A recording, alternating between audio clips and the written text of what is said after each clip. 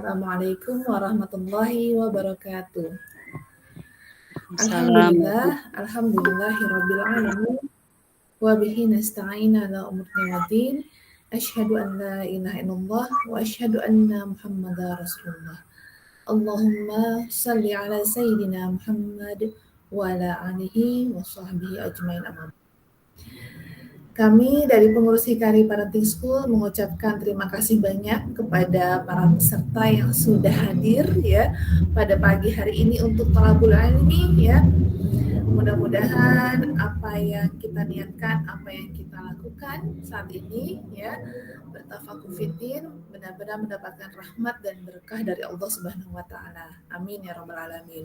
Mari kita buka acara Hikari Parenting School pagi hari ini dengan membaca lafaz basmalah. Bismillahirrahmanirrahim.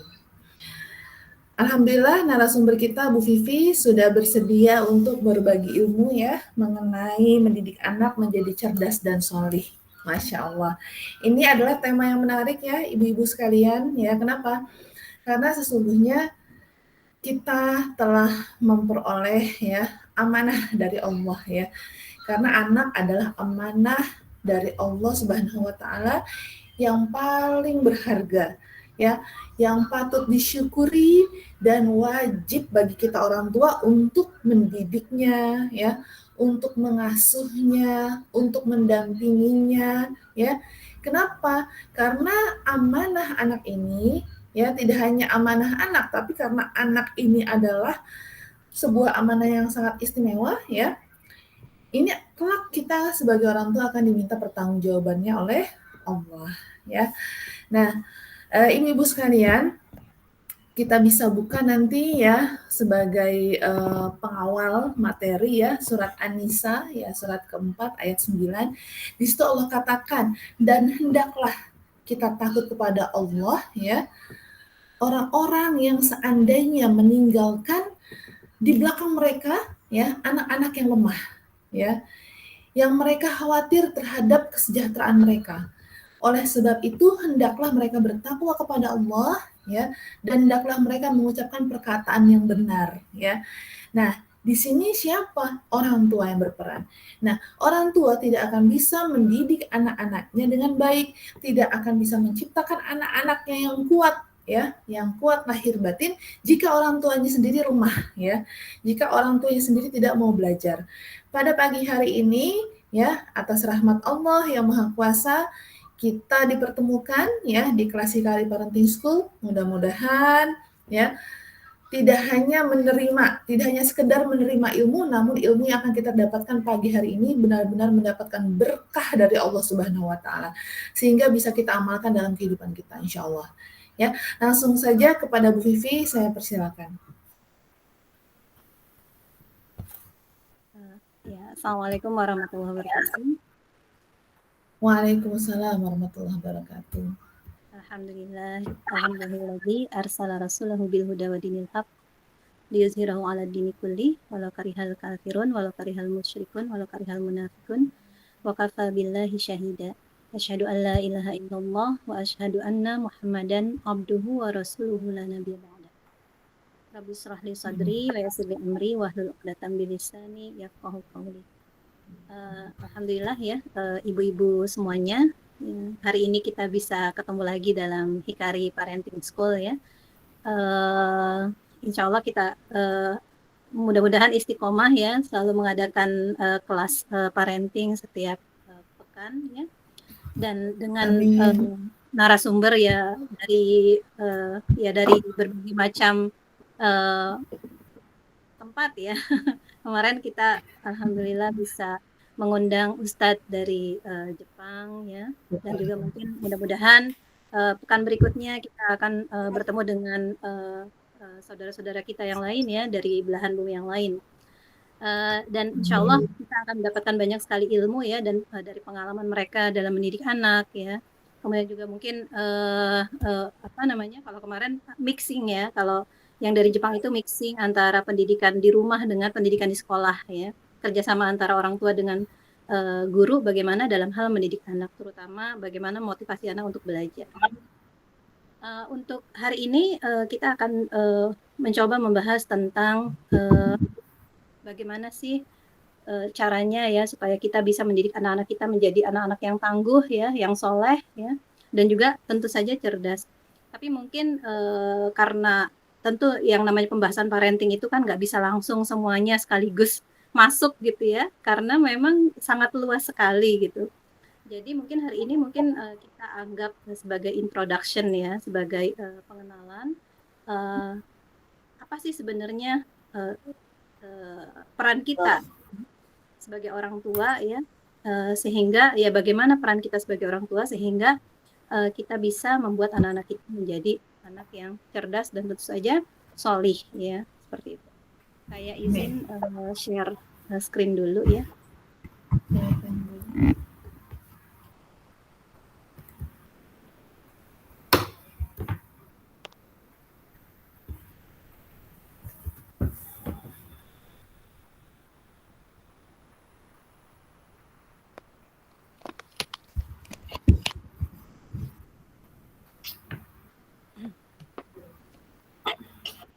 Sudah terlihat ya?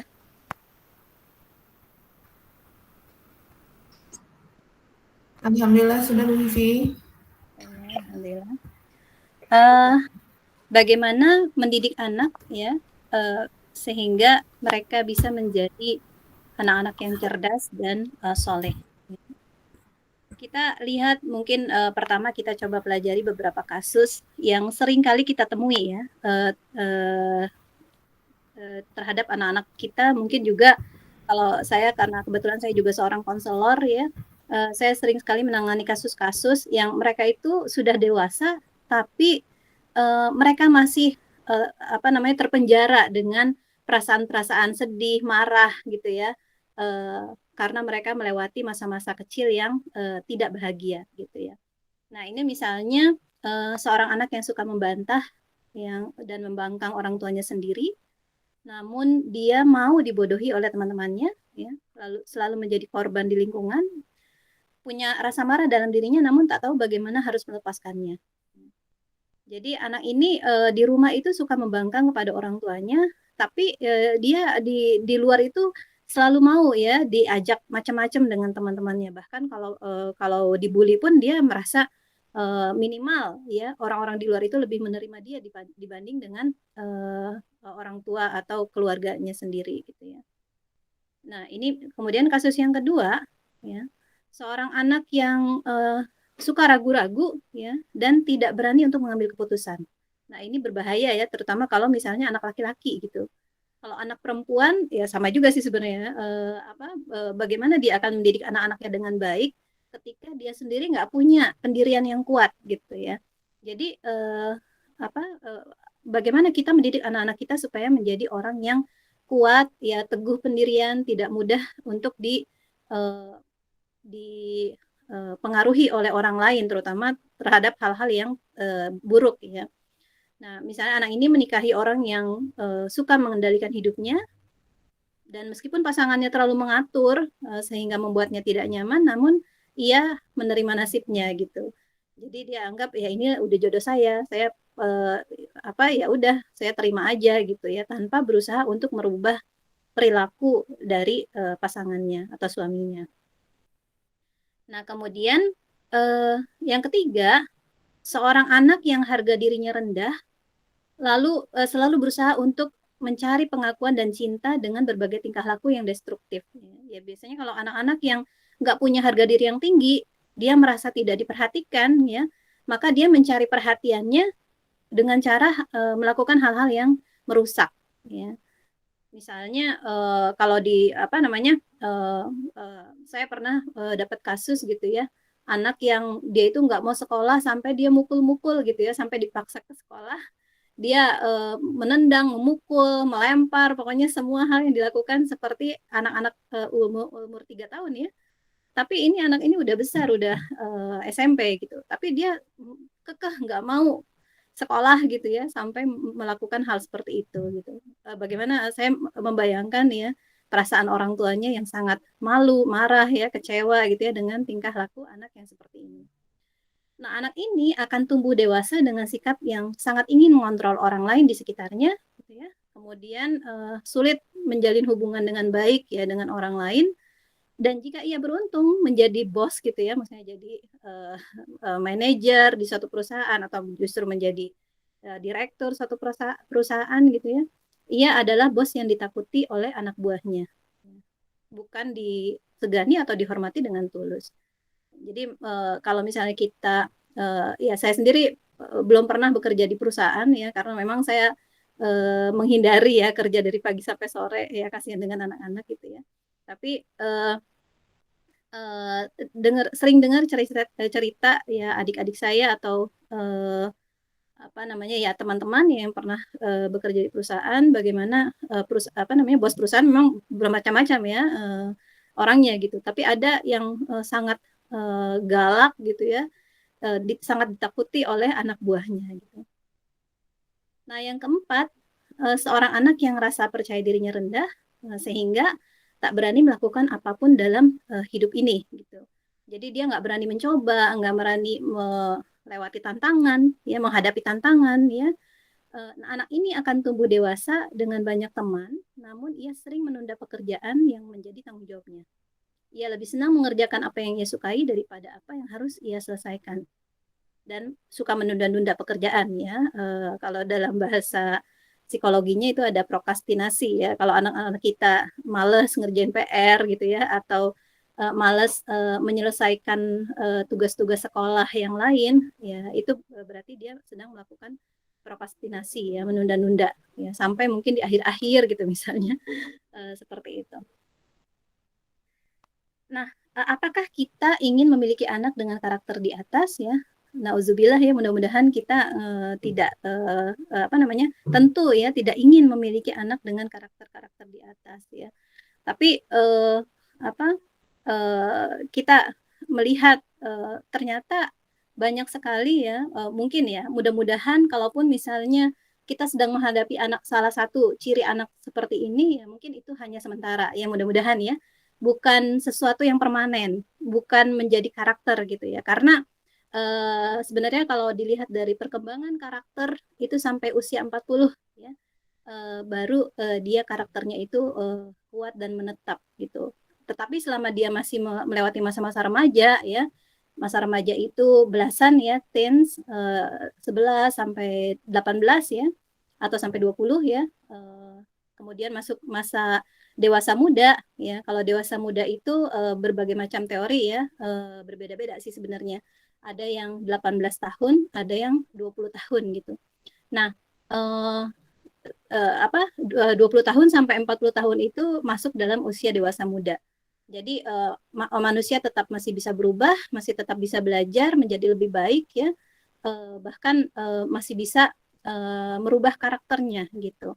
Meskipun tentu merubah karakter itu lebih mudah ketika dia masih kanak-kanak gitu ya. Maksudnya membentuk karakter itu lebih mudah ketika dia masih kanak-kanak dan remaja gitu. Tapi ketika dia udah dewasa, dia sudah memiliki pemikiran sendiri ya, udah kita juga harus menghargai pendapat-pendapatnya gitu ya. Itu akan menjadi lebih challenging ya, akan tantangannya akan lebih berat gitu. Nah, lalu bagaimana caranya agar anak-anak kita terhindar dari sifat-sifat buruk yang udah kita bahas tadi ya? Pertama ya, kita perlu memahami ya bahwa Allah memerintahkan kita, ya kita kan sekarang udah jadi parent semua ya, insya Allah ya, udah jadi orang tua gitu. Nah, Allah memerintahkan kita untuk mendidik anak-anak kita agar menjadi orang-orang yang kuat, ya. Seperti dalam surat An-Nisa ayat 9, ya. Dan hendaklah takut kepada Allah orang-orang yang sekiranya mereka meninggalkan keturunan yang lemah di belakang mereka, yang mereka khawatir terhadap kesejahteraannya. Oleh sebab itu, hendaklah mereka bertakwa kepada Allah dan hendaklah mereka berbicara dengan tutur kata yang benar. Jadi kita diperintahkan oleh Allah ya, supaya mendidik anak-anak kita supaya menjadi orang yang kuat ya. Kuatnya berarti kuat secara fisik tentu ya, mereka menjadi anak-anak yang sehat, kuat secara mental ya, mereka anak-anak yang tangguh, yang tidak mudah menyerah ketika mereka mendapatkan kesulitan ya, kemudian mereka juga menjadi anak-anak yang kuat secara pemikiran dan juga tentu saja memiliki emotional quotient yang kuat ya. Uh, apa namanya? Mereka hidup dengan bahagia gitu. Kuat secara pemikiran berarti mereka memahami apa yang apa tujuan-tujuan hidupnya, kemudian juga mereka mau belajar dengan sungguh-sungguh untuk mencapai mimpi-mimpi mereka gitu ya, seperti itu. Dan ini merupakan tanggung jawab kita yang dibebankan dari Allah Subhanahu wa taala. Nah, kemudian pertama kali yang perlu kita lakukan adalah memperbaiki niat ya. Uh, Memperbaiki niat ini termasuk di dalamnya menerima kehadiran anak dengan penuh rasa syukur. Ya, jadi ketika kita berhadapan dengan anak, ya, kalau perlu malah kita ucapkan alhamdulillah, terima kasih ya nak, kamu udah menjadi anak Umi gitu. Misalnya walaupun ya waktu masih kecil kita sering ngomel ke anak-anak ya, apalagi kan ibu-ibu muda itu secara emosi masih belum stabil gitu, masih masih mungkin juga masih bingung dengan peran barunya sebagai seorang ibu ya. Saya juga pernah mengalami itu gitu ya. Tapi ketika dia sudah anak saya juga udah besar ya, ketika dia udah dewasa ya kita bilang terima kasih ya nak, kamu udah jadi anak Umi gitu. Kamu udah menjadi anak ibu, ibu belajar banyak menjadi orang tua karena kamu gitu seperti itu. Jadi kita beritahu ke anak kita bahwa mereka adalah hadiah terindah ya bagi kita. Dan tentu rasa syukur kita, rasa terima kasih kita kepada anak-anak itu akan sangat membahagiakan mereka. Mereka tentu merasa diterima gitu ya. Mereka merasa dihargai sebagai seorang anak ya. Dan kehangatan dan kesyukuran ini membuat mereka mudah belajar untuk menebarkan kebaikan ya. Ya insya Allah ya, ketika kita berhangat kepada anak-anak kita, tentu mereka merasa oh, hidup saya ini ada artinya gitu. Saya ini diterima oleh orang tua saya gitu. Jadi makanya ekspresi dari rasa syukur, rasa terima kasih, rasa sayang itu sangat penting sekali. Anak-anak tahu gitu. Karena mereka nggak bisa ngebaca pikiran kita gitu ya. Bahkan kalaupun misalnya kita marah gitu ya, terutama untuk anak-anak yang masih kecil ya, yang masih belum bisa berpikir dengan jelas gitu ya, mereka akan melihat hanya kemarahan kita gitu sebagai orang tua, ekspresi marah kita gitu ya, ekspresi ketidaksukaan kita saat marah itu yang terlihat oleh anak ya, bukan niat kita yang kelihatan ya. Niat kita kan ingin mendidik mereka gitu, niat kita adalah supaya mereka itu menjadi anak-anak yang sopan gitu misalnya, menjadi anak-anak yang rajin belajar, pintar gitu. Tetapi itu nggak kelihatan gitu. Anak-anak itu nggak ngerti ya. Makanya meskipun misalnya kita marah gitu ya kepada anak-anak kita, jangan rendahkan harga diri mereka ya. Jangan sampai kita membuat mereka merasa rendah diri ya dengan kata-kata marahnya, dengan kata-kata marah kita. Dan juga ungkapkan rasa terima kasih, rasa syukur ya karena mereka sudah menjadi anak-anak kita gitu. Ya kan kalau misalnya kita mikir gitu ya, benar ya, saya ini belajar sabar justru dari anak-anak gitu kan. Saya ini belajar menahan diri gitu ya, nggak gampang marah. Saya ini belajar eh, berpikir, memanajemen waktu gitu misalnya. Itu justru dari anak-anak ketika kita mengasuh anak-anak gitu kan, seperti itu. Nah, kemudian juga kita belajar dari Nabi Ibrahim ya, di surat As-Saffat ayat 100 ya, ketika Nabi Ibrahim itu berdoa kepada Allah Subhanahu wa taala, Rabbi habli minas solihin.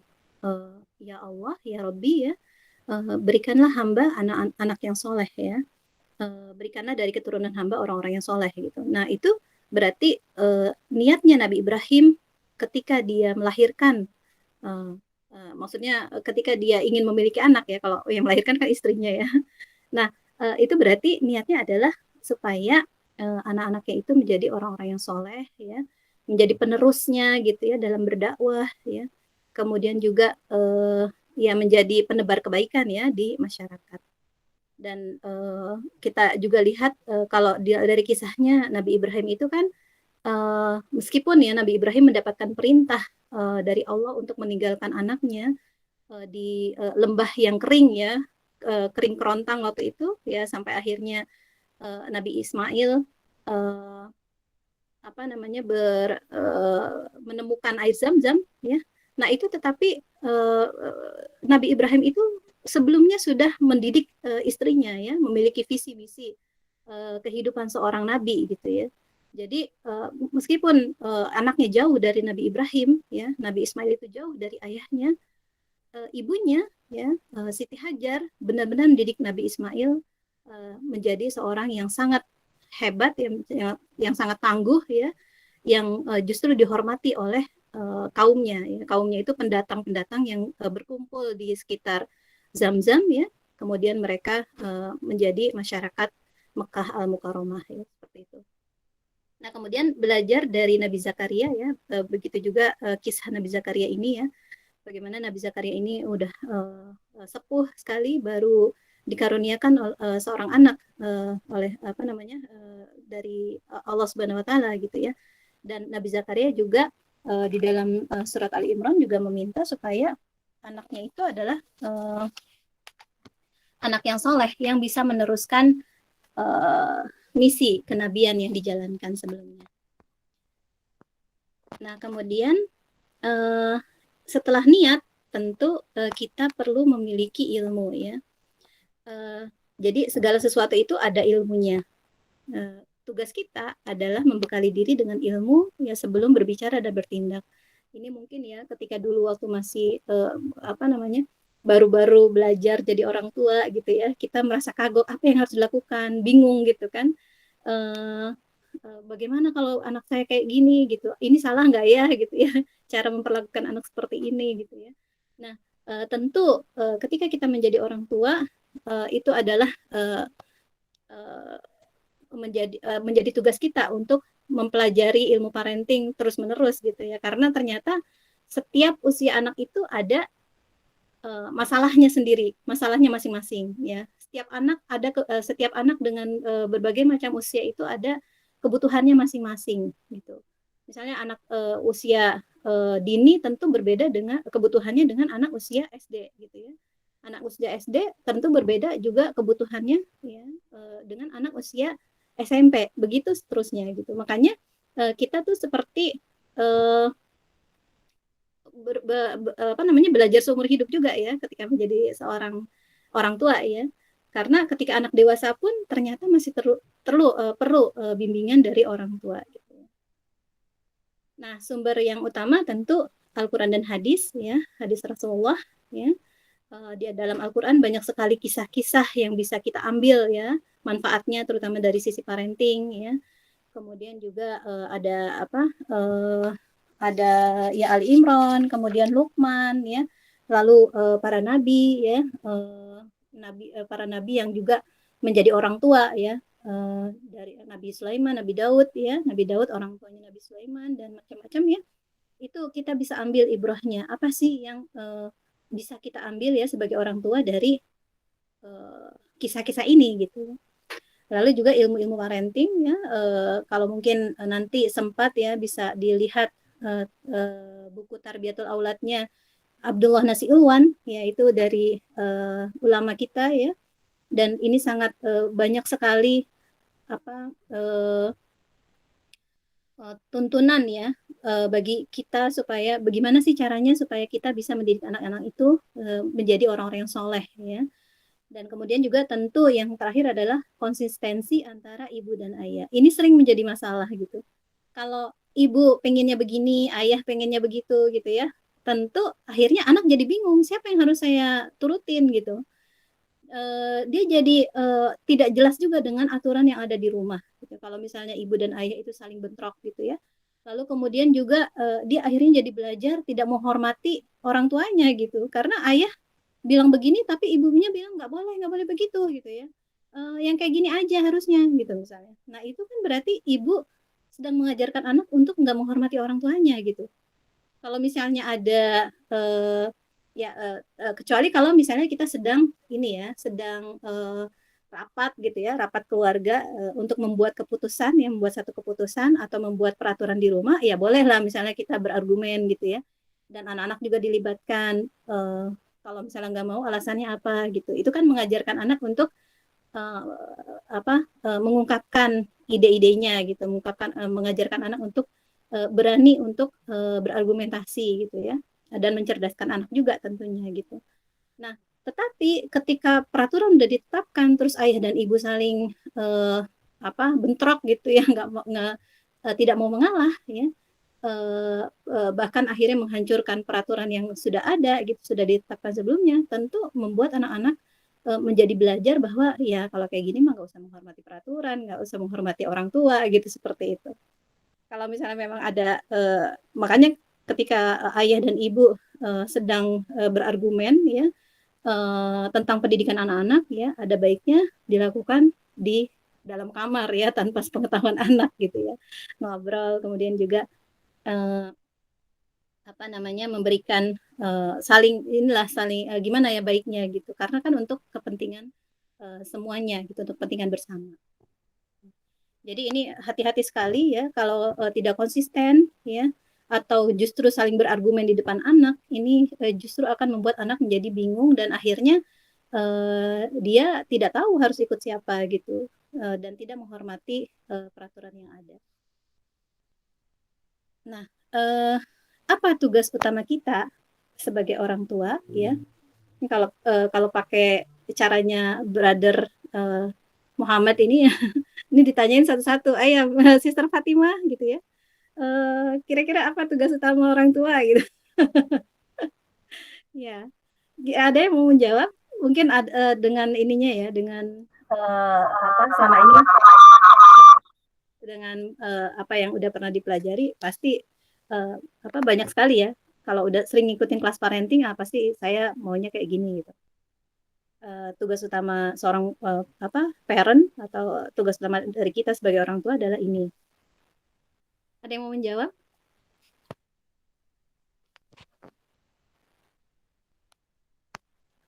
Tadi udah sempat dikasih ini ya, intipan, bisa ngintip sedikit. Ada Ayo silakan, kayaknya Bu Fatima mau jawab nih. senyum-senyum. Insya Allah.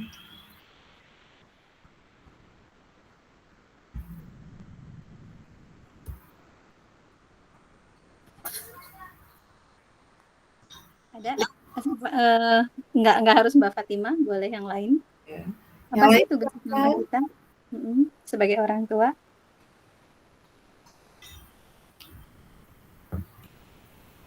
Ayo boleh silakan ibu-ibu sekalian. Ida, Bu Ida silakan. Mungkin mau memberikan tanggapan.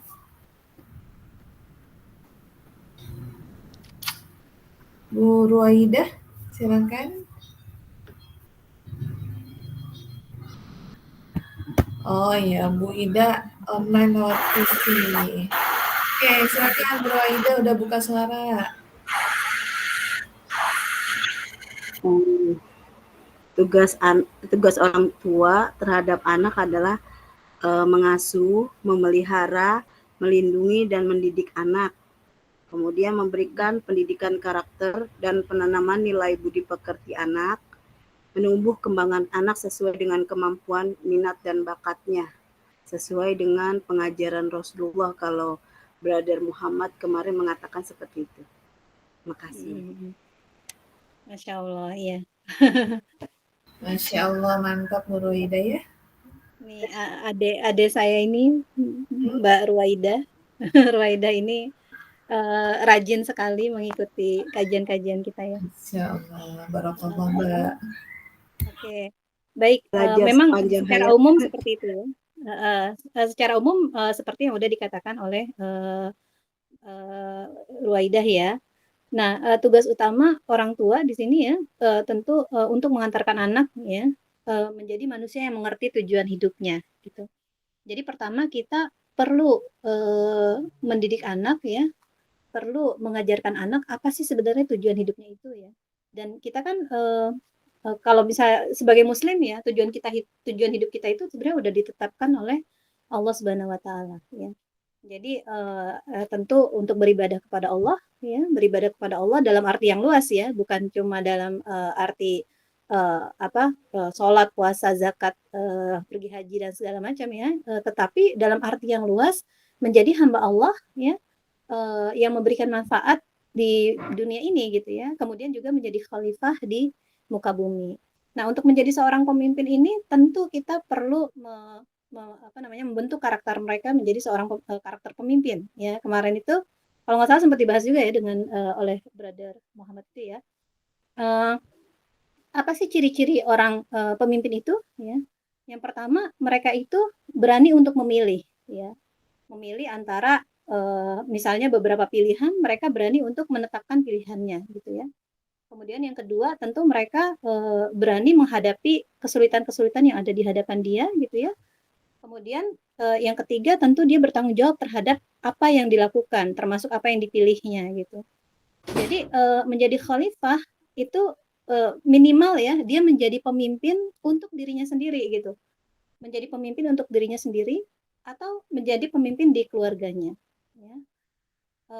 Tapi intinya adalah dia tidak merusak ya, tidak merusak lingkungan, tidak merusak apalagi merusak antara sesama manusia ya. Merusak itu kalau merusak lingkungan kita mungkin udah kebayang gitu ya. Tapi kalau misalnya merusak antara sesama manusia itu bisa jadi ya, misalnya kita nih sebagai orang tua ya, karena memang ada banyak kasus-kasus yang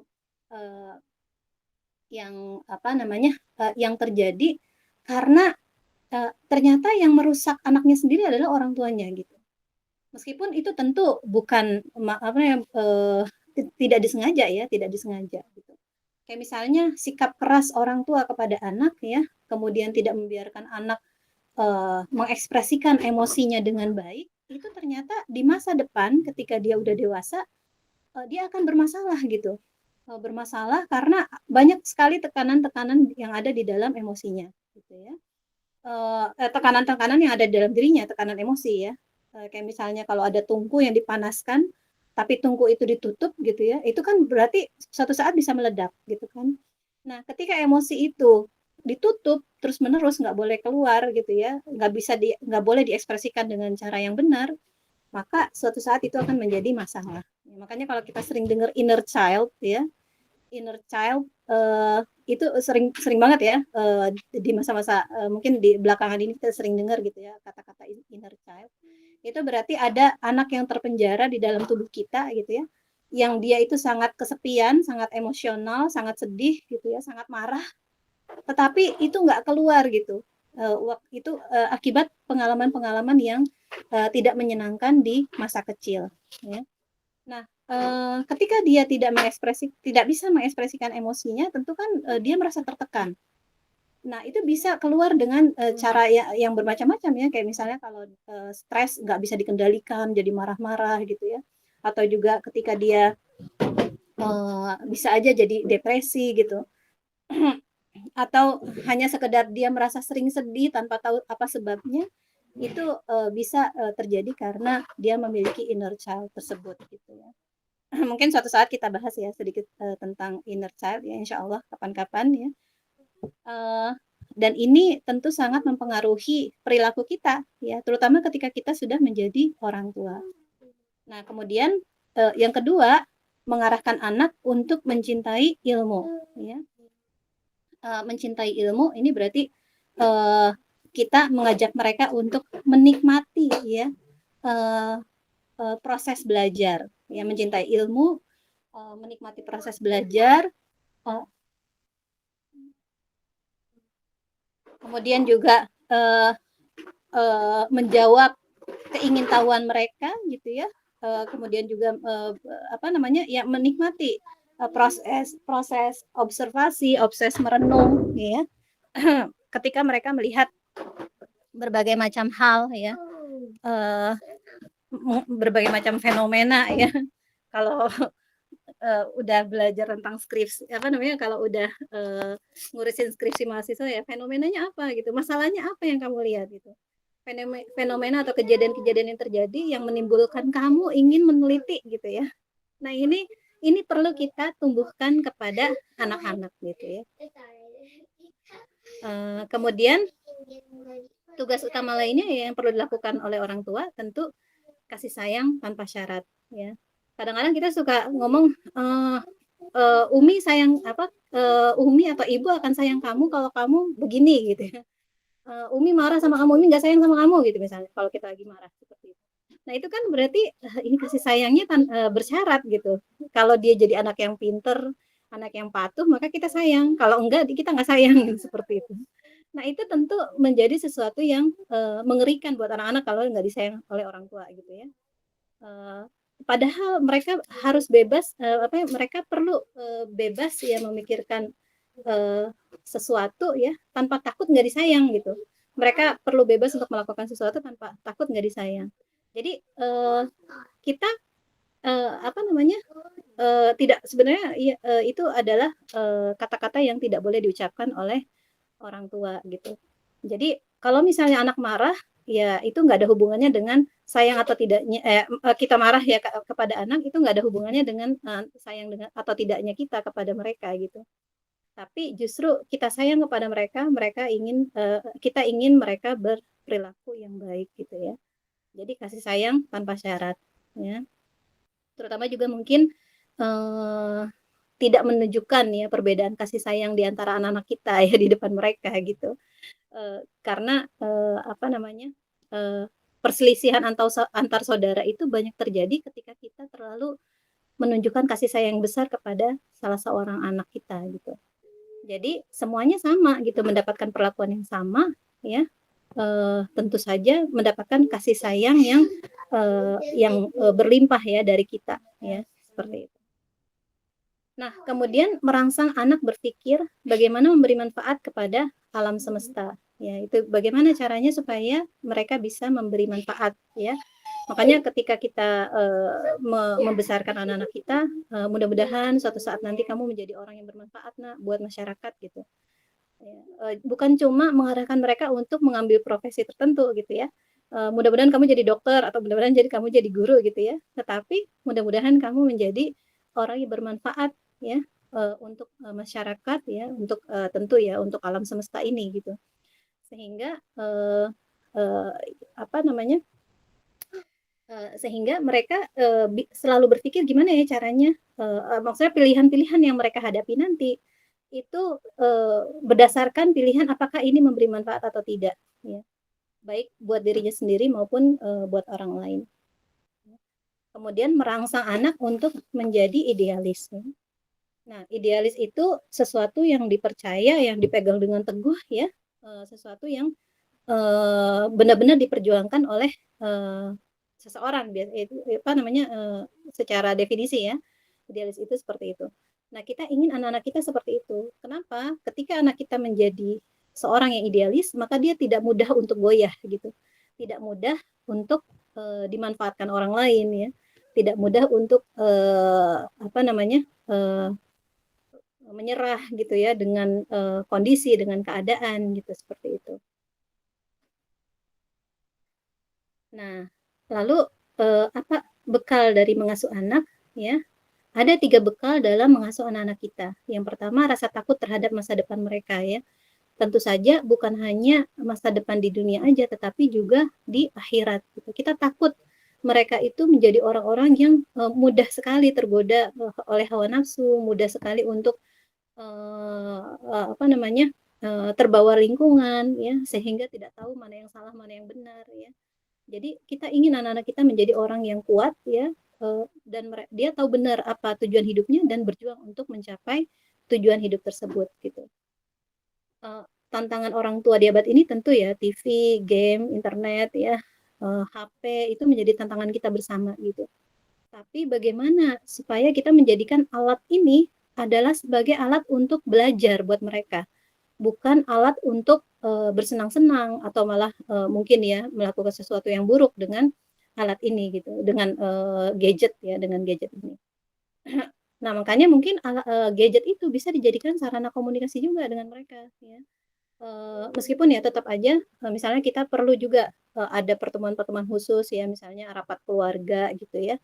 Kemudian kita masing-masing memberikan apa namanya menceritakan visi misi atau target-target ke depan kita mau apa gitu ya. dari mulai orang tua sampai anak yang paling kecil itu menceritakan targetnya selama 6 bulan ke depan gitu misalnya.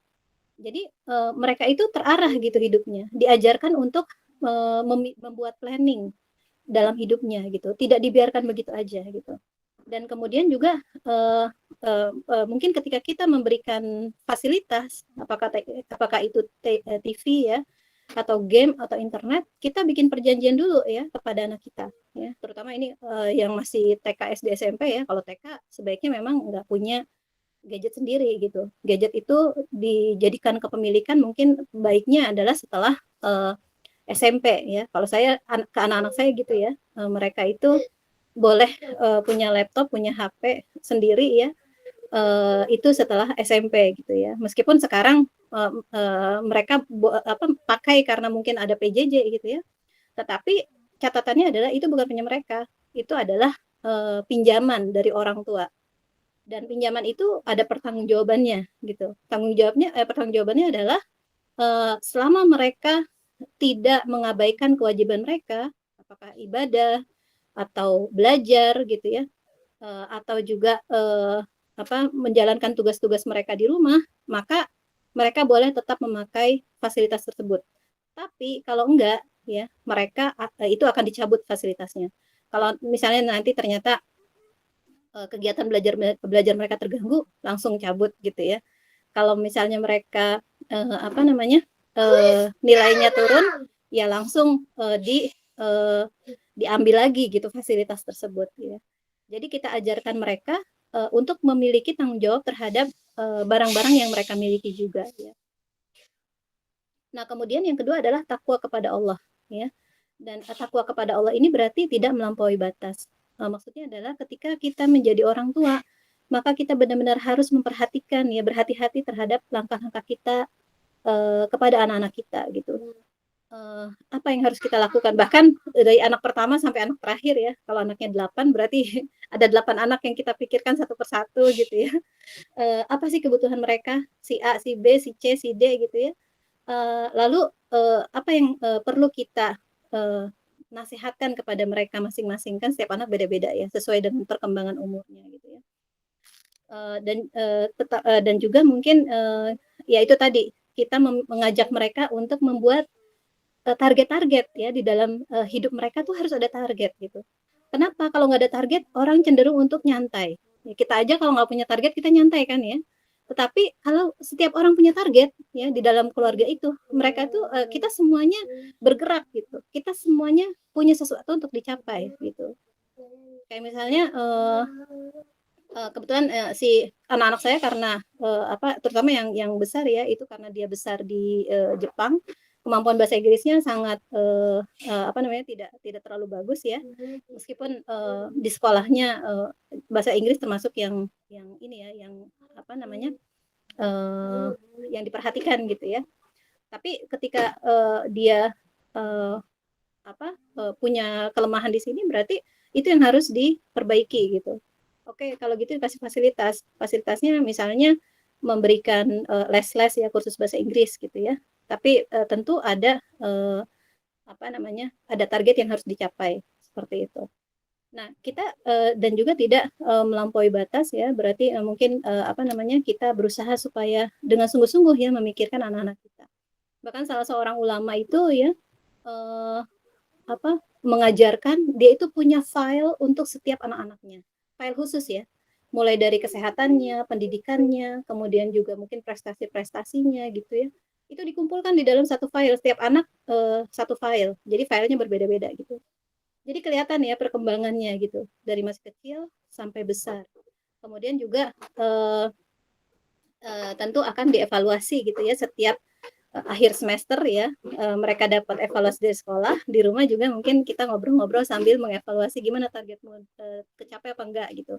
Kenapa kalau nggak kecapai, apa sebabnya gitu. Terus nanti bagaimana selanjutnya ya, seperti itu. Jadi kita terbiasa untuk mengarahkan anak-anak kita memiliki target yang jelas ya, seperti itu. Nah, kemudian berbicara dengan perkataan yang benar ya, di surat Al-Ahzab ayat 70-71 ya.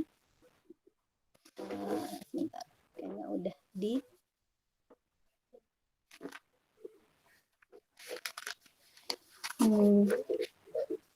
Oke, di sini surat Al-Ahzab itu wahai orang-orang yang beriman, bertakwalah kamu kepada Allah dan ucapkanlah perkataan yang benar. Niscaya Allah akan memperbaiki amal-amalmu dan mengampuni dosa-dosamu. Dan barang siapa menaati Allah dan Rasul-Nya, maka sungguh dia menang dengan kemenangan yang agung. Ya, itu perintah dari Allah Subhanahu wa taala supaya kita berbicara dengan perkataan yang benar. Nah, bagaimana contoh berbicara dengan perkataan yang benar ini gitu ya? Yang pertama, kita harus menepati janji-janji kita kepada anak-anak kita gitu ya. Ya, jadi kadang-kadang kita suka sambil lalu berjanji gitu ya. Padahal itu sebenarnya dihitung sebagai janji yang harus ditepati gitu. Itu juga termasuk perkataan yang benar. Kemudian yang kedua, tidak berbohong atau tidak mengajarkan anak untuk berbohong. Ya. Apa namanya? Kadang-kadang kalau mungkin ya kejadian sehari-hari, tolong bilang misalnya Umi ada ini gitu, mau ngomong nih, tolong bilang Uminya lagi sibuk, lagi di kamar mandi gitu misalnya, nggak bisa ngomong, padahal sebenarnya ibunya nggak di kamar mandi gitu ya. Itu kan berarti mengajarkan anak untuk berbohong.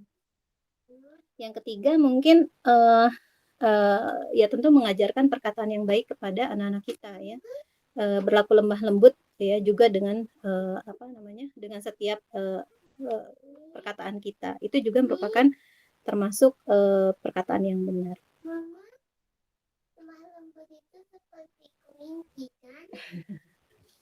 Ya, kemudian ada 3 target mengasuh anak. Ya, yang pertama membuat mereka memiliki perasaan mampu atau capable. Ya, nah ini sebenarnya ya yang kebutuhan dasar kalau dari bayi itu tentu adalah bonding ya, perasaan aman ya. Ada nggak ya di sini?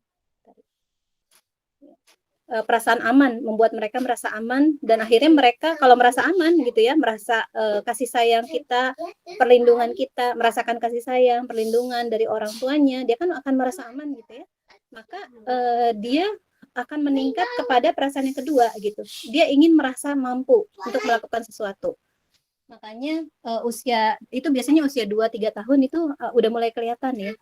Dia ingin melakukan semuanya sendiri gitu ya. Makanya biarkan mereka mencoba. Ya. Kemudian yang kedua, menjalin hubungan positif yang akrab dengan anak dan mempunyai peran yang berarti ya. Menjalin hubungan positif yang akrab ya, tentu dengan orang lain ya. Tentu ini dicontohkan dari keluarganya gitu.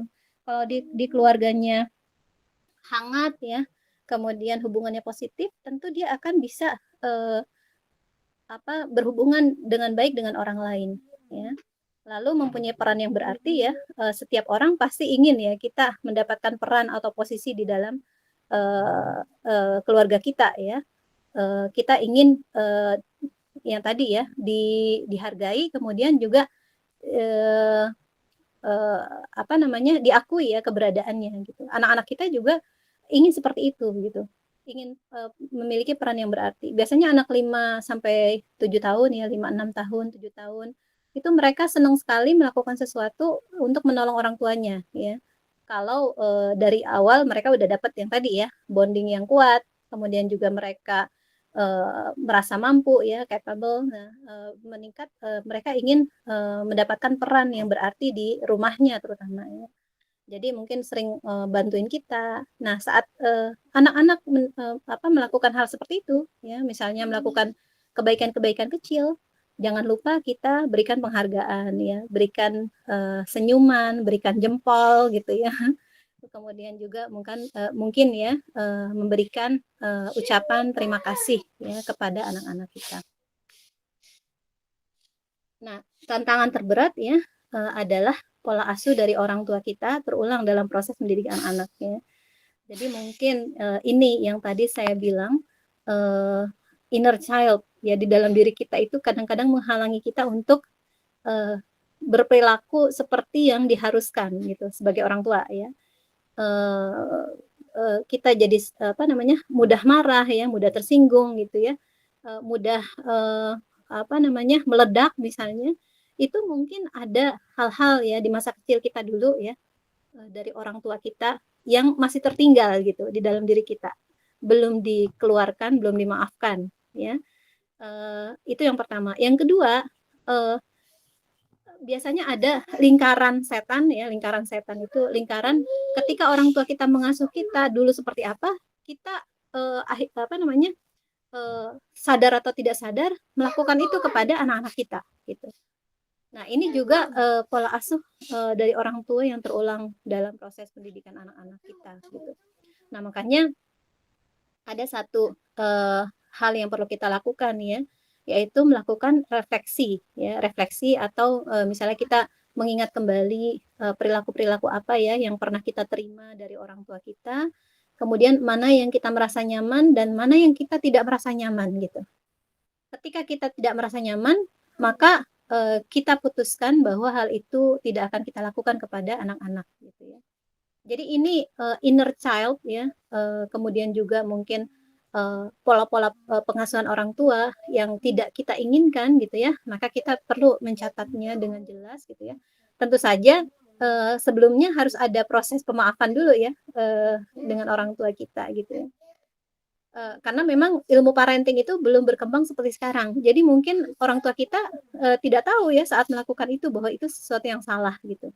Dan kita maklumi ya, memang tapi tentu saja kita tidak tentu saja kita harus yakin bahwa mereka itu adalah orang tua yang berusaha kuat supaya bisa mendidik anak-anaknya menjadi orang yang sukses gitu.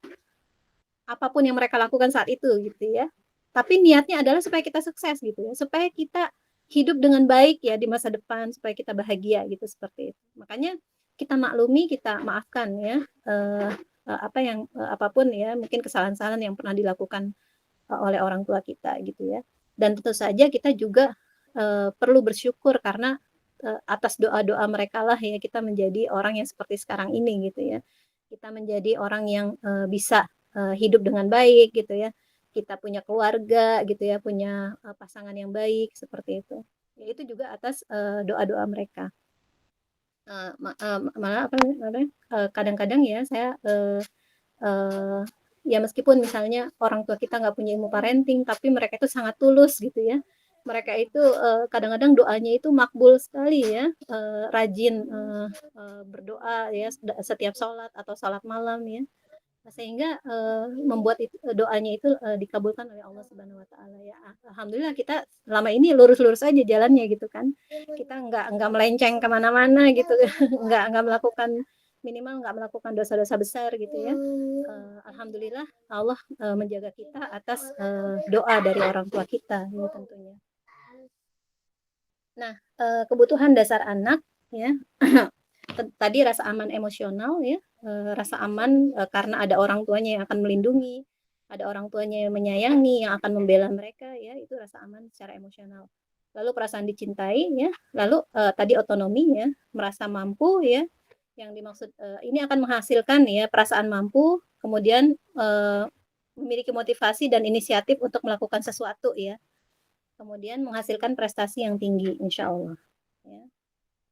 Nah, ini mungkin terakhir kita akan bahas tentang tangki cinta ya. Mungkin ada yang udah pernah dengar ya, apa sih tangki cinta itu gitu ya.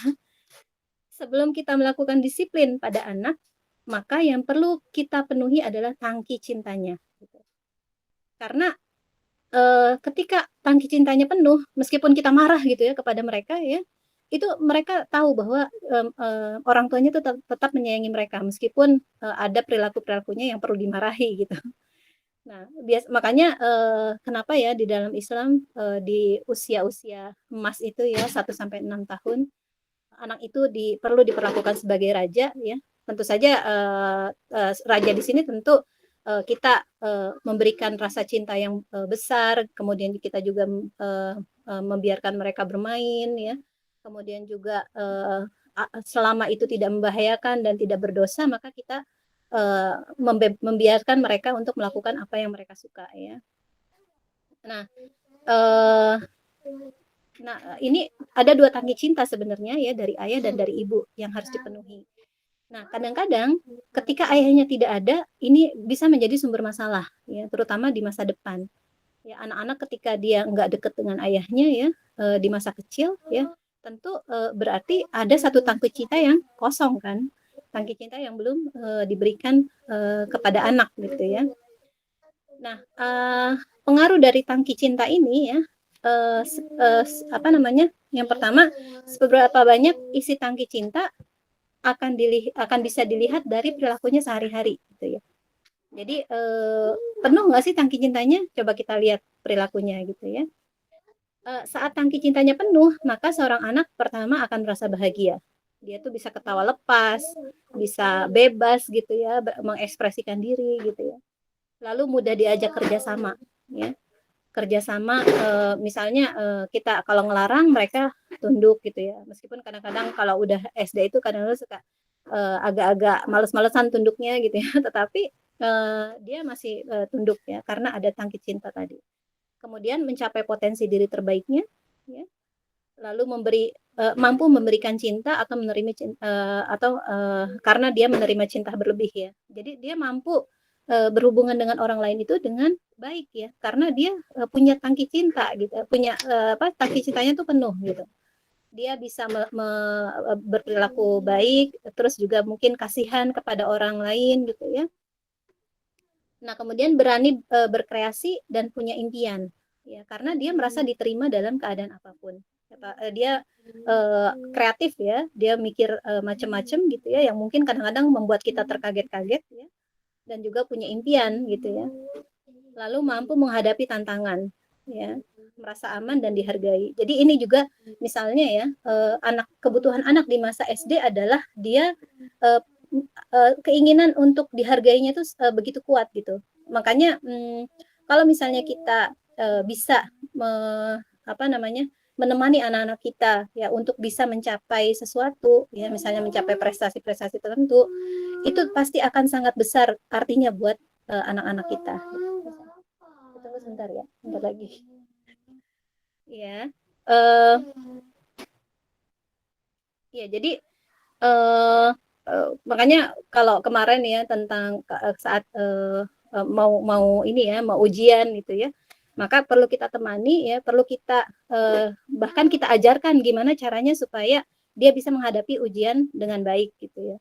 Atau kalau misalnya dia punya hobi ya, selama hobinya itu tidak bertentangan dengan nilai-nilai Islam ya, tentu harus kita support, kita dukung gitu. Membuat pokoknya bagaimana caranya supaya mereka itu merasa dirinya berharga ya, punya kemampuan tertentu yang unik, yang berbeda dari teman-teman yang lainnya gitu, dan dia merasa oh saya ini punya sesuatu loh yang hebat gitu ya di dalam diri saya gitu. Sangat penting sekali agar anak-anak memiliki perasaan itu gitu.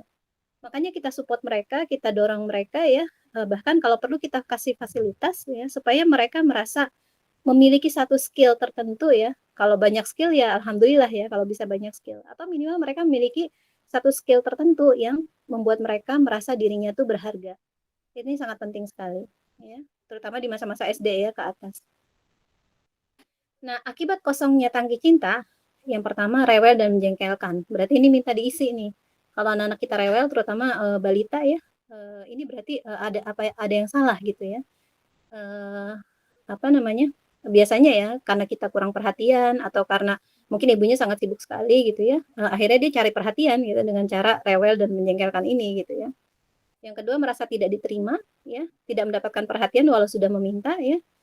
Muncul kemarahan dalam diri sendiri, jengkel dengan diri sendiri ya, karena merasa tidak mampu menarik perhatian. Lalu tidak menurut perkataan orang tua ya, ini juga salah satu cara untuk menarik perhatian juga ya. Dan tidak berani mengambil keputusan dan takut gagal. Nah, ini juga perasaan diri tidak berharga. Kita jadi mengajarkan anak kita untuk berusaha bersungguh-sungguh ya, sehingga dia mencapai satu prestasi, dan juga sebenarnya perlu juga mengajarkan mereka untuk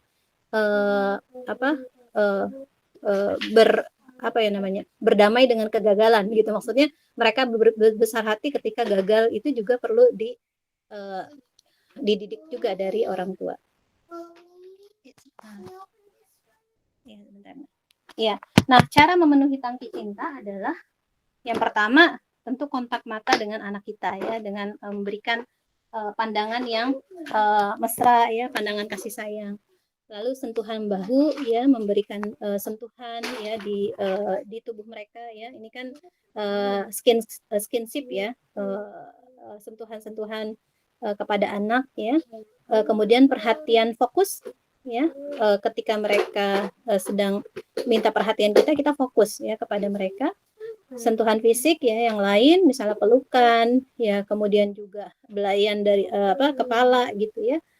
Waktu berkualitas ya dengan anak-anak kita itu juga penting. Lalu hadiah ya, layanan ya, melayani anak kita ya, dengan tentu pelayanan itu dengan kasih sayang ya kepada anak-anak ya, itu akan kelihatan sekali ya, akan tertangkap oleh anak-anak kita. Lalu juga melakukan mengeluarkan kata-kata dukungan ya terhadap apa yang mereka coba raih ya, apa yang mereka coba capai ya, seperti itu. Di sini terakhir ya, mungkin kita berdoa kepada Allah, Rabbana hablana min azwajina wa dzurriyyatina qurrata a'yun waj'alna lil muttaqina imama.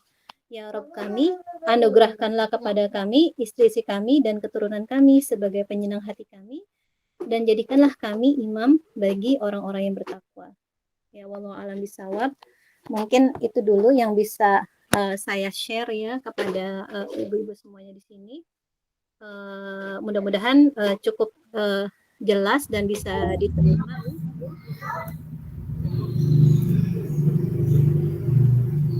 Masya Allah. Assalamualaikum warahmatullahi wabarakatuh. Waalaikumsalam warahmatullahi wabarakatuh. Masya Allah, Bu Vivi, terima kasih banyak atas materinya. Ini luar biasa sekali.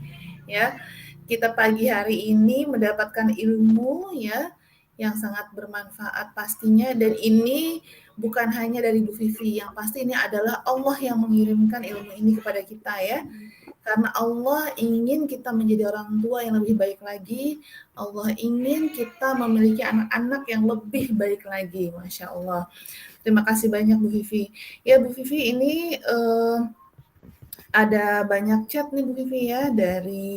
Pertama dari Mbak Ida. Assalamualaikum. Tugas kita menyesuaikan peran sesuai usia perkembangannya saat remaja menjadi teman. Tadi mungkin pendapat ya mengenai peran orang tua ya kepada anak-anaknya. Dan kemudian ini ada pertanyaan dari Mbak Ida ya.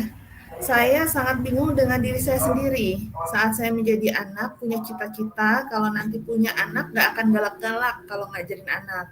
Jadi anak gak takut belajar dengan ibunya. Ternyata saya lebih galak dari ibu saya dan sangat tidak sabaran. Masya Allah ya. Pertanyaannya, bagaimana membedakan sikap tegas dan galak? Nah, kemudian anak saya usia 7 tahun kelas 2 MI. Sekolah belum full, tiap hari ikut saya ke tempat kerjaan, yaitu ke puskesmas. Kadang saya sering banyak kerjaan di luar gedung, anak saya justru mandiri saat ditinggal ibunya. Sampai teman-teman pada salut, anak seusia 7 tahun sudah sangat mandiri. Cuma kalau ada ibunya jadi sangat hilang kemandiriannya. Itu dari Mbak Ida, Bu Vivi. Mau langsung dijawab atau dikumpulkan Bu Vivi pertanyaannya? Enaknya langsung dijawab aja ya dari yang pertama ya. Ya, silakan Bu Vivi. Iya, memang ini ya, untuk merubah terutama efek dari pola asuh di masa lalu itu ya, itu menjadi satu tantangan buat kita ya, orang tua gitu ya.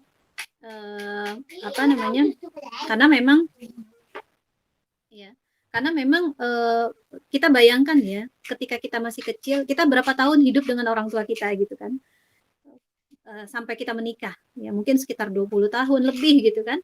Tentu saja efek, maksudnya pengaruh itu sangat besar di dalam diri kita ya kan ya.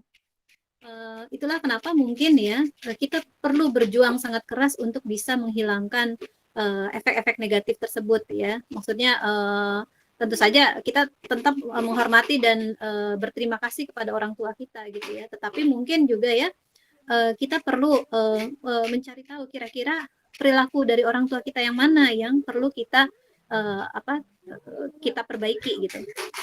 Misalnya kadang-kadang misalnya orang tua kita kan suka marah gitu dengan kita, mengeluarkan kata-kata yang kasar misalnya, atau juga mengeluarkan kata-kata yang buruk ya, Masya Allah ya. Nah ini perlu kita kadang-kadang bahkan sampai ditulis gitu. Jadi kalau untuk menterapi diri sendiri ya, kita bahkan kadang-kadang perlu menulis kira-kira apa ya yang sudah saya lakukan dan tidak ingin saya lakukan lagi gitu. Makanya orang-orang yang sering nulis buku harian itu sebenarnya salah satu bagian dari terapi gitu ya. Itu bagus banget, bagus. Jadi kita bisa merefleksikan diri kan. Apa ya tadi yang saya lakukan hari ini, yang saya lakukan itu ini gitu misalnya. Nah kemudian kira-kira yang salah di mana dari itu? Ya. Nah itu kalau misalnya kita lakukan terus-menerus, ya insya Allah pasti ada perubahan dalam diri kita gitu. Apalagi kalau misalnya kita sadar betul bahwa mendidik anak itu ya tentu saja akan kita pertanggungjawabkan di hadapan Allah Subhanahu Wa Taala gitu. Tentu kita ingin menjadi orang tua yang bisa mendidik anak-anak kita ya sesuai target yang tadi, menjadi anak-anak yang kuat, yang tangguh gitu ya, seperti itu. Jadi kita perlu menterapi diri sendiri nih ya. Jadi misalnya apa sih pengalaman di masa kecil yang tidak menyenangkan gitu ya. Kemudian kira-kira apa pengaruhnya di masa kini gitu ya. Misalnya kita bikin beberapa kolom gitu ya. Tadi pengalaman masa kecil, pengaruhnya di masa kini gitu ya. Misalnya tadi perilaku-perilaku yang tidak diinginkan ternyata keluar gitu di hadapan anak-anak kita. Nah, kemudian bagaimana cara kita merubahnya? Apa yang harus saya lakukan untuk berubah gitu misalnya. Yang paling mudah ketika kita udah merasa emosi kita ingin meledak, kita diam dulu ya. Seperti mungkin kalau dulu beberapa waktu yang lalu pernah ada pembahasan tentang emotional intelligence ya. Bagaimana emosi itu bisa menghijack ya atau membajak perilaku kita gitu ya. Nah, itu salah satu caranya adalah dengan membuat kita diam dulu ya sampai otak berpikir kita itu bereaksi gitu. Nah, itu makanya perintah dari Rasulullah kalau kita marah diam pertama. Diam dulu atau beralih dengan melakukan perbuatan-perbuatan yang lain ya. Maksudnya apakah jalan-jalan dulu menenangkan diri ataukah mungkin kita berwudu gitu ya.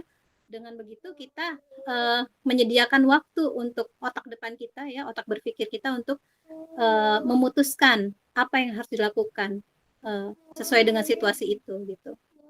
Nah, itu ya. Kita bisa menterapi diri kita sendiri seperti itu.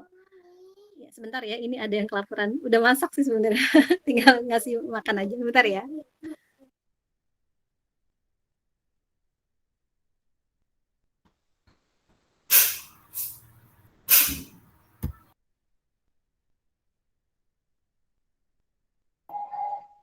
Ini sampai jam berapa ya?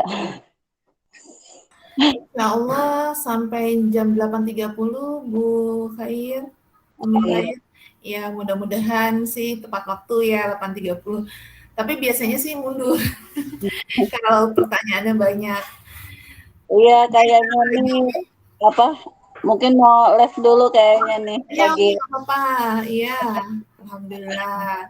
Makasih ya, salam sama. Ya, terima kasih Umi Khair. Sama. Assalamualaikum. Waalaikumsalam warahmatullahi wabarakatuh.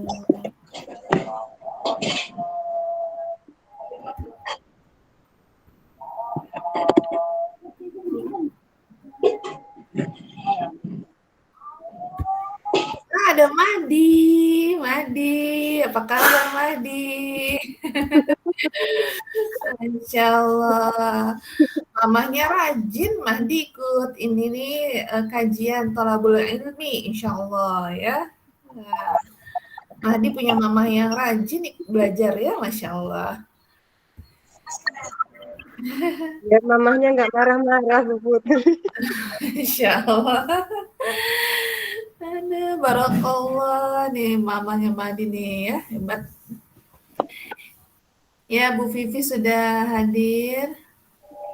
Umi Oi, tafadhol, silakan kalau mau ada acara Umi.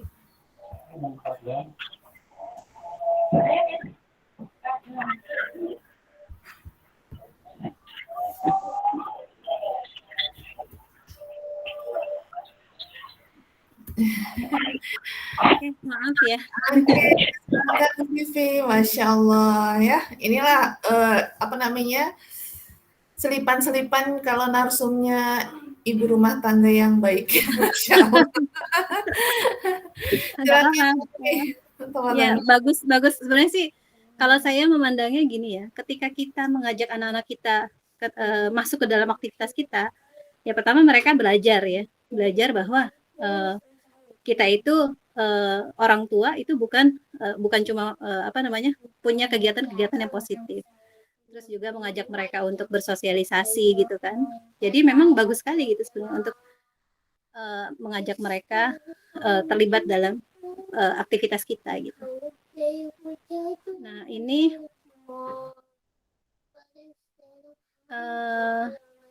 yang kedua ya, berarti pertanyaannya dari Bu Ida Ya, juga. Dari Bu Ida udah kayaknya. Yang kedua, anak saya usia 7 tahun, kelas 2 MI ya. Sekolahnya belum full, tiap hari ikut saya ke tempat pekerjaan. Kadang saya sering banyak kerjaan di luar ya. Sampai teman-teman pada salut anak usia 7 tahun sudah sangat mandiri ya. Tapi kalau ada ibunya sangat hilang kemandiriannya. Ya, memang ini ya. Ini salah satu tantangan kita dalam mendidik anak. Tapi Masya Allah ya,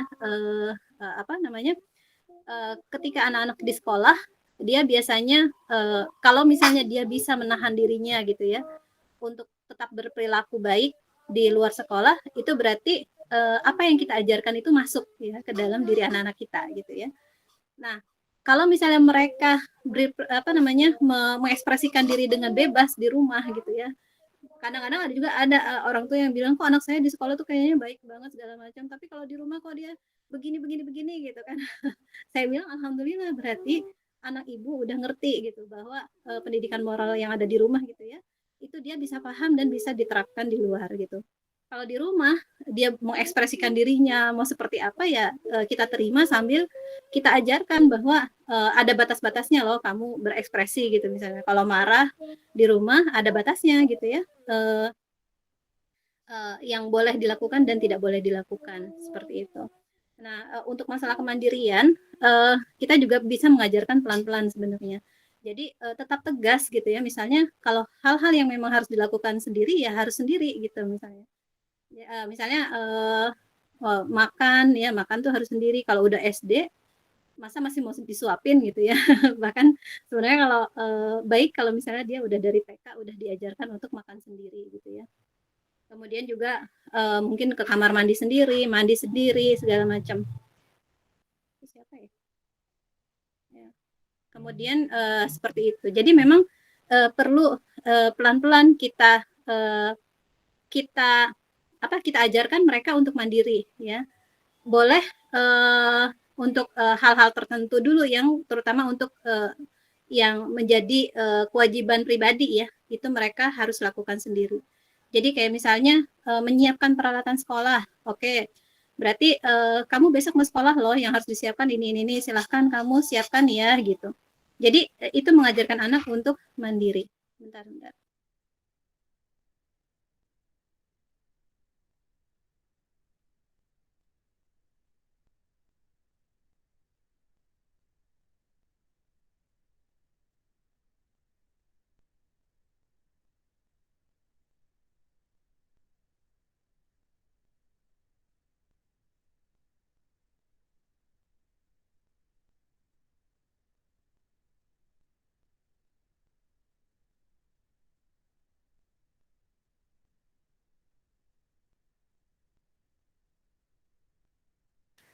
Ya, maaf.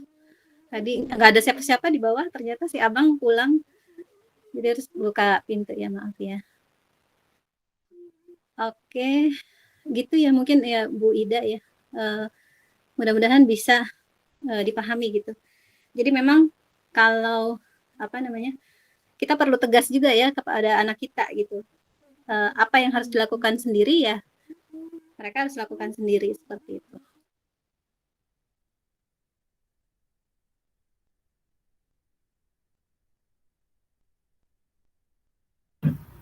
Bu Vivi suaranya. Iya, maaf ya. Berikutnya dari Mbak Aisyah Haura ya. Efek dari seorang ayah yang dingin terhadap anak perempuan ya. Nah, ini ya, kadang-kadang mungkin kita perlu juga memahami pola asuh ya dari pasangan kita, dari suami kita gitu ya. Karena seperti kita juga, ya mereka tentu punya masa lalu sendiri kan. Bagaimana pola asuh dari orang tuanya tentu akan sangat berpengaruh terhadap perilakunya saat ini gitu. Nah, kalau kita bisa ya sebagai istri kita juga pelan-pelan mengingatkan kepada suami kita bahwa anak-anak kita juga butuh sentuhan ya, kasih sayang dari ayahnya gitu. Kenapa? Karena ya banyak sekali sebenarnya penelitian-penelitian yang menceritakan pentingnya kasih sayang seorang ayah terhadap anak-anaknya gitu ya, terutama anak-anak akan melihat peran ayah itu seperti apa, dan tentu itu akan sangat berpengaruh pada mereka di masa depan nanti. Dan juga mungkin peran ayah itu sangat penting ya, anak-anak yang berprestasi itu biasanya peran ayahnya cukup kuat gitu dalam pengasuhan di rumah ya, seperti itu. Jadi memang kita perlu sering-sering mengingatkan ya kepada suami kita gitu ya. Kemudian juga kita sering berdiskusi tentang pendidikan anak-anak gitu ya. Dan yang satu lagi yang penting ya, kita sering-sering memberitahu perkembangan anak-anak kita kepada suami kita gitu. Karena kan suami kita kan di luar ya, maksudnya bekerja di luar, jadi mungkin nggak tahu tuh perkembangan anak seperti apa, anak sekarang lagi ada masalah apa gitu. Kemudian juga apa sih yang mereka butuhkan gitu ya. Nah, kita tuh sebagai istri sering cerita-cerita kepada suami kita sehingga dia tidak lost gitu ya, tidak kehilangan proses tumbuh kembang anak-anak kita gitu. Nah, dengan begitu dia akan tahu apa sih yang dibutuhkan ya oleh anak-anak seperti itu. Dan itu juga tadi yang saya ceritakan, seorang ulama yang dia itu selalu merecord perkembangan anak-anaknya dalam satu file ya. Jadi per anak tuh setiap ada filenya masing-masing gitu. Ya. Dengan begitu dia tahu anak ini perkembangannya udah seperti ini, kemudian juga kesehatannya begini, lalu kebutuhannya itu ini saat ini gitu ya, seperti itu. Dan memang itu adalah satu tanggung jawab dari suami ya, dari seorang ayah kepada anak. Dan kemudian juga sebagai seorang istri kita menjadi fasilitator antara anak dengan ayah gitu ya.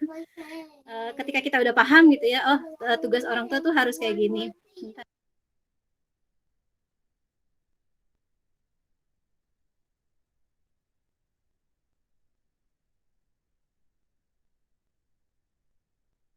Iya, ada sih kakak lagi nyanyi-nyanyi di belakang, maaf ya. Ya, jadi kita sering mengingatkan dan memberitahu pentingnya kehangatan orang tua kepada anak gitu ya. Karena memang karakter ini agak sulit dirubah gitu kan, tapi itu bukan berarti nggak mungkin untuk berubah ya. Jadi kita pelan-pelan kita ajak mereka untuk bersama-sama ya mendidik anak. Kita jadi fasilitatornya gitu ya. Kadang-kadang misalnya oh ayah lagi ini loh, ayah ini anaknya mau ini gitu, tolong diajak main ya, diajak jalan-jalan gitu misalnya, seperti itu. Jadi ada terpaksa ya ada situasi yang memaksa ayah dengan anak ini untuk berdua gitu ya, seperti itu. Mudah-mudahan bisa dipahami ya. Kemudian ya memang orang tua kita itu masya Allah ya, berkahnya mereka gitu ya, kasih sayangnya mereka itu sangat sangat besar sekali pengaruhnya buat kita ya sekarang ini. Kemudian dari Ibu Ida juga, kategori anak hebat itu seperti apa? Kadang saya sedih kalau lihat anak teman-teman atau orang pada punya prestasi tapi tidak saya ungkapkan ke anak. Anak saya memang agak kurang di bidang akademik ya. Sepertinya karena kurang pendampingan dan motivasi. Saya cukup terhibur saat anak saya berani maju ke depan. Nah, itu masya Allah gitu. Keberanian untuk maju ke depan itu nggak semua anak punya ya. Jadi kalau misalnya kita lihat anak ini berani untuk maju ke depan, berarti kita asah ya potensinya dari situ. Dan tentu saja tadi kalau misalnya kurang di bidang akademis itu masih bisa dikejar ya. Jadi yang perlu dilakukan oleh orang tua adalah benar-benar mendampingi anak belajar, memastikan bahwa anak paham apa yang diajarkan oleh guru ya. Kalau perlu kita ulang lagi gitu pelajarannya kalau misalnya mereka masih belum paham ya. Karena membuat anak merasa mampu untuk mengerjakan tugas ya, atau membuat anak merasa mampu saat melakukan ujian itu pengaruhnya sangat besar sekali terhadap rasa percaya diri mereka gitu. Dan juga ya merasa mereka pintar gitu ya, perasaan bahwa mereka pintar ya. Nah, anak-anak hebat itu mungkin yang perlu kita yakini ya, bahwa anak-anak kita ini sekarang semuanya sedang dalam proses ya. Untuk menjadi seseorang yang besar tentu prosesnya juga sangat rumit ya, sangat sulit gitu ya. Dan kita mendampingi, memberikan motivasi ya, dan juga memberikan pertolongan kalau misalnya memang diperlukan seperti itu. Memberikan arahan ya seperti itu. Jadi tugas kita sebagai orang tua mendorong anak, yang mendampingi anak sehingga mereka menjadi orang-orang yang tadi ya kuat secara mental ya, tidak mudah menyerah ya. Kemudian juga mereka punya sesuatu yang dibanggakan dari dalam diri mereka. Nggak harus nilai semuanya bagus gitu ya, nggak harus gitu ya. Tapi minimal mereka punya sesuatu yang mereka banggakan, yang bisa mereka banggakan kepada teman-teman yang lain.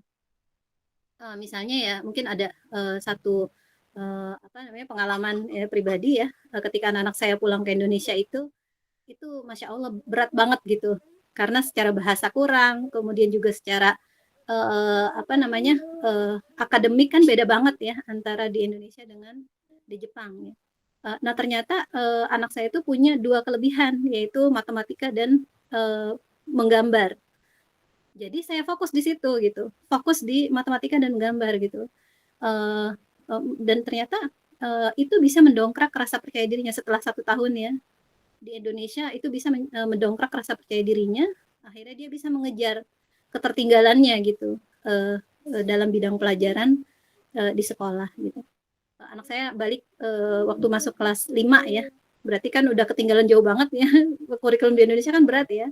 Dan itu apalagi misalnya pelajaran-pelajaran tertentu kayak misalnya PKN gitu ya, kata-katanya benar-benar kita aja bingung gitu ya. Ini apa sih sebenarnya maksudnya ya, apalagi anak-anak yang belum terlalu paham bahasa Indonesia seperti itu. Tapi ada celahnya gitu, ada sarana untuk dia menaikkan rasa percaya dirinya ya. Salah satunya adalah tadi ya, kemampuan dia ya, tadi menggambar dan matematika itu. Seperti itu. Jadi pasti ada caranya. Kita harus secara teliti melihat anak kita tuh kelebihannya di bidang apa sih, dan kita dorong untuk dia meningkatkan kemampuannya di bidang tersebut gitu. Seperti itu. Dari situ timbul rasa percaya diri, dan mudah-mudahan rasa percaya dirinya itu membuat dia tidak mudah patah gitu ya, dan berani untuk belajar hal-hal baru, berani mencoba seperti itu. Ini ada Mbak Rika, Masya Allah nih Mbak Rika nih senang dengan ilmu parenting juga nih Mbak Rika.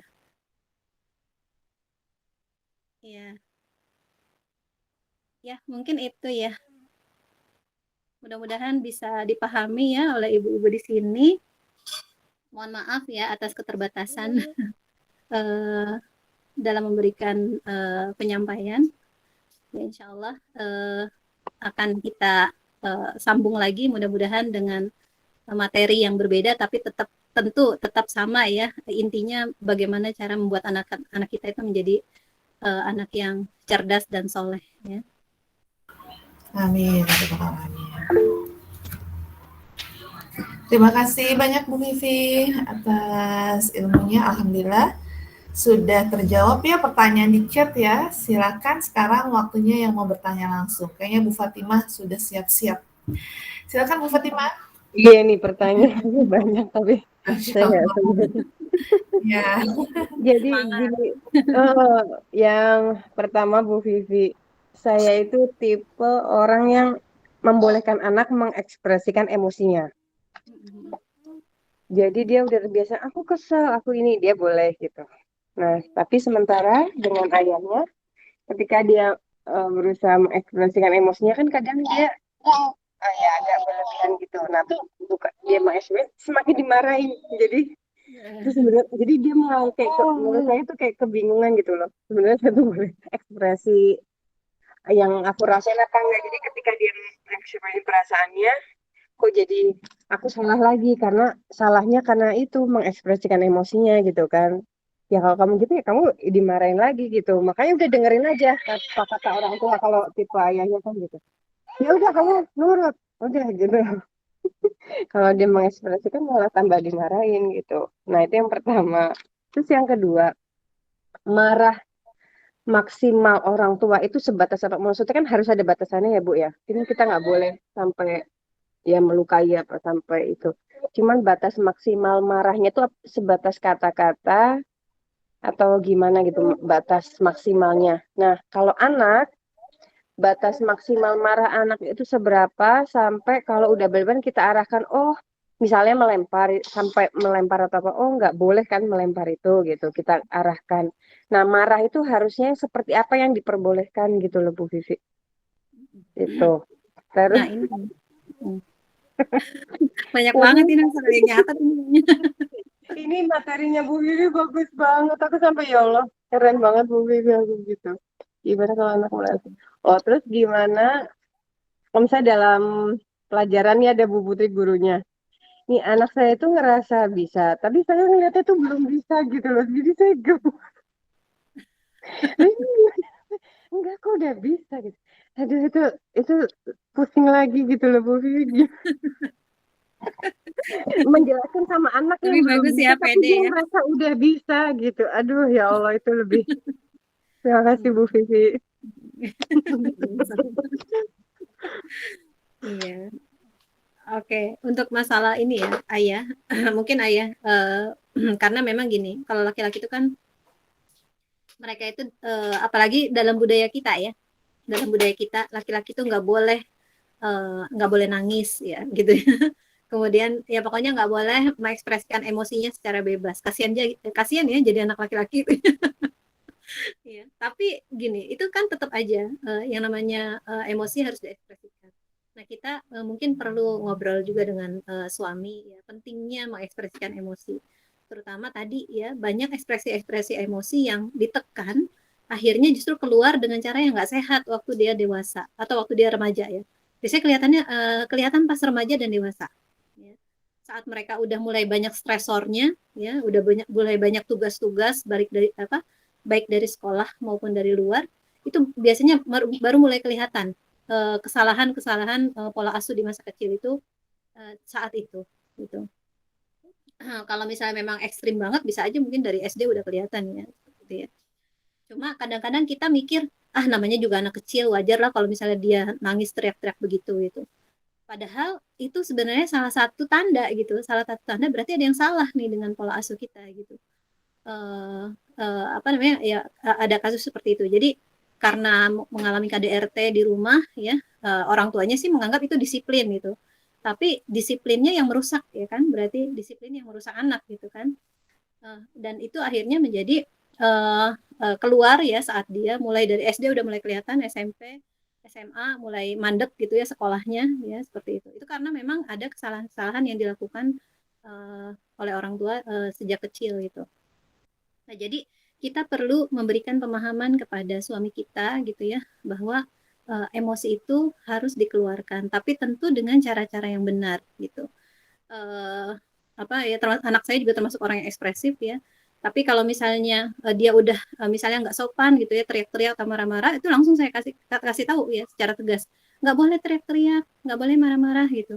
Jadi memang batasnya tuh jelas gitu ya. Nah kalau misalnya emang dia marah banget, uh, apa namanya kita tenangkan dengan cara mengusap-ngusap atau dengan memeluk dia gitu. Marah banget itu biasanya sampai nangis sampai teriak-teriak itu kan berarti kan dia marah banget gitu ya. Nah itu berarti kita tenangkan dengan cara mengusap dan apa namanya memeluk anak tersebut sampai dia tenang gitu ya. Tapi kemudian kita beritahu bahwa uh, yang marah itu boleh, tapi yang nggak boleh adalah memukul, kemudian berteriak-teriak, lalu juga bahkan sampai misalnya kalau apa namanya membahayakan itu udah nggak boleh gitu. Jadi kita jelaskan aturannya. Nah sekarang bagaimana kalau orang tua yang marah ya? Orang tua itu marah juga ya kita tentu emosi itu wajar ya, apalagi kalau misalnya lagi capek gitu ya. Tapi yang pertama kita nggak boleh mengeluarkan kata-kata yang kasar karena tentu itu akan diikuti oleh anak kita ya, dicontoh pasti kalau mengeluarkan kata-kata kasar. Kemudian jadi kalaupun misalnya kita marah, usahakan yang keluar adalah kata-kata yang baik ya. Masya Allah, astagfirullah gitu ya. Terus kemudian juga ya Allah mudah-mudahan anak Umi ini dikasih hidayah oleh Allah gitu ya. Jangan mendoakan yang jelek-jelek gitu. Masya Allah jangan sampai ya. Itu kan termasuk dalam perkataan yang benar tadi ya, berkata yang benar. Kemudian juga tidak merendahkan harga diri anak. Jangan sampai kita mencaci maki ya, kamu bodoh terus apa gitu, pokoknya yang jelek-jelek itu ya keluar, itu jangan sampai seperti itu. Itu namanya merendahkan harga diri anak, dan itu yang diingat ya amarah kita dan perasaan bahwa kita ini dia itu bodoh gitu. Karena dan itu kalau anak yang sangat sensitif ya, ada anak yang sensitif banget, ada anak yang mungkin nggak terlalu dipikirin gitu kan, beda-beda setiap anak ya karakternya gitu. Kalau anak yang sensitif banget, meskipun kita ngomongnya nggak keras, tapi kita bisa, kamu ini bodoh banget sih, itu bakal ini loh, bakal bener-bener dipikirin sama dia gitu, bener-bener dia merasa bahwa dirinya bodoh gitu. Nah jadi itu lalu tentu saja nggak boleh mukul ya, nggak boleh mukul apa namanya, karena kalau di dalam Islam mukul itu boleh di usia 10 tahun ya. Mukul itu pun juga bukan mukul bagian-bagian yang berbahaya dan menyakiti tubuh. Mukul muka tuh nggak boleh. Ya. Dan itu pun pukulan yang apa namanya, yang menyatakan bahwa ini kamu melakukan ini jadi umi hukum gitu karena kesalahanmu, seperti itu. Nah, itu udah boleh di usia 10 tahun. Ya. Kayaknya kita pernah bahas ya, kenapa di usia 10 tahun itu baru kita boleh memberikan hukuman kepada anak seperti itu. Nah, itu. Jadi apa? Syarat batasan-batasan marahnya itu gitu. Apalagi ya yang ketiga? Lupa. Yang ketiga, jadi anak ngerasa bisa. Oh, yang merasa bisa ya. Kadang-kadang begitu ya, atau mungkin konsep juga karena ingin cepat-cepat melakukan yang lain, jadi dia bilang udah bisa gitu ya. Kalau nggak biar cepat aja, biar udah selesai tugasnya. Udah bisa. Menurut saya harus diulang gitu. Kalau nggak diulang itu nanti hilang atau enggak. Dia memang belum, saya lihat tuh belum paham gitu konsepnya. Tapi yang penting kan saya ajarin gitu. Dia bisa ngerjain sudah. Tapi kalau saya ulangi lagi tuh dia belum tentu bisa gitu. Tapi karena dia udah bisa, aku udah bisa. Jadinya nggak ada perbaikan, peningkatan. Iya. Karena nggak mau belajar, intinya tuh nggak mau gitu loh. Kalau misalnya dia emang nggak mau mengulang lagi, itu kan mungkin motivasinya karena dia pengen cepat-cepat ngerjain yang lain ya, misalnya main atau apa gitu ya. Nah, berarti kita kasih tahu konsekuensinya. Oke, kalau misalnya kamu emang udah merasa bisa, tapi nanti kalau misalnya ulangan kamu nggak bisa, kamu tanggung sendiri ya, gitu. Pokoknya ibu sudah mengingatkan gitu. Jadi kadang-kadang kita juga perlu ngasih anak pilihan gitu, tapi kita ngasih tahu dulu konsekuensinya apa. Gitu. Ini nanti ujian kamu nggak bisa loh kalau misalnya kamu baru sampai sini ngertinya. Gitu. Karena misalnya ibu lihat kamu ini masih ada yang kurang nih di bagian sini, kamu masih belum ngerti misalnya gitu. Tapi kalau misalnya emang kamu udah nggak mau belajar lagi, konsekuensinya adalah kamu nggak bisa nanti ngerjain ujian atau tes gitu ya. Gimana gitu kita tanya ya kan. Kalau mungkin tiap anak beda-beda mungkin responnya. Kalau anak saya biasanya kalau digituin ya udah aku mau lagi gitu belajar. Tapi pas ujian nanti ya udah jadi kayak siklus yang berulang gitu. Ya udah ntar maksudnya ada yang bisa, dia pas nggak bisa. Ya udah mau gimana lagi gitu. Tapi ya udah nanti aku mau belajar sungguh-sungguh deh. Tuh kan akhirnya gitu kan dia menyesal. Tapi pas waktu belajar lagi ya wassalam lagi gitu. Ada berarti anaknya sebenarnya agak nyantai juga mungkin ya. Iya, biasanya kalau anak laki-laki gitu agak nyantai. Oh ya. Gitu. Anak laki-laki tuh memang harus ada saingannya gitu. Namanya kan secara alami ya. Oh iya betul. Ya. Betul. Berkompetisi gitu. Iya, Kalau dia nggak ada kompetitornya, misalnya ada temennya yang misalnya apalagi misalnya teman akrab ya, misalnya nilainya lebih bagus. Oh, gitu. Iya, dia belum ngerasa ada persaingan sih. Karena dia adanya perempuan, udah dia ngerasa santai. PJJ ya? PJJ nyantai ya kalau PJJ. Tunggu sebentar. Iya, Bu Vivi. Laki-laki memang perlu mungkin ya sedikit dikasih kompetisi gitu ya. Makanya ini anaknya saya. Halo ganteng, Masya Allah, ganteng banget ya. Saya punya aturan barangkali bisa ya, buat berbagi sama ibu-ibu di sini. Jadi ketika ngobrol, misalnya kan saya kan ngobrol sama Bu Vivi gitu. Dia tahu, dia nggak langsung terenjal, dia langsung pergi karena saya kasih kode kayak tangan. Saya lagi ketika saya ngobrol belum diputus berarti saya belum bisa ya gitu. Nanti kalau saya sudah bisa, saya ngobrol sama dia, saya kasih kode tangan apa namanya, goyangin tangan gitu. Oh ya nanti kita ngobrol gitu. Itu bisa buat kesepakatan anak-anak. Nak kalau orang apa maksudnya mama lagi ngobrol penting, itu sesuatu yang penting sama orang, mama nggak ingin diputus, itu tandanya mama kasih kode ini, itu Mahdi nanti ya berarti ngobrol sama mama gitu. Oh iya Mah, jadi ketika saya udah goyangin tangan ya udah dia pergi tahu. Ya, baik Oh ya banget berarti anaknya. nggak boleh diganggu dulu itu. Iya. Pintarnya.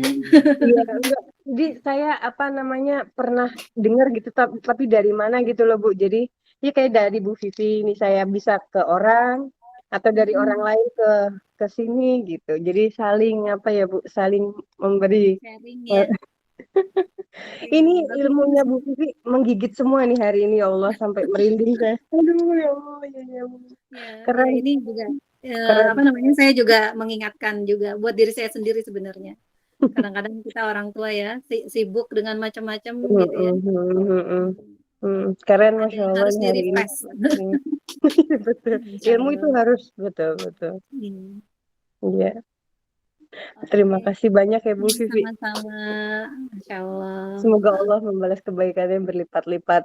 Amin, amin. Bu Sama-sama Putri semuanya juga, juga Bu ya. Putri yang memberikan ruangan untuk ibu-ibu yang bodoh ini.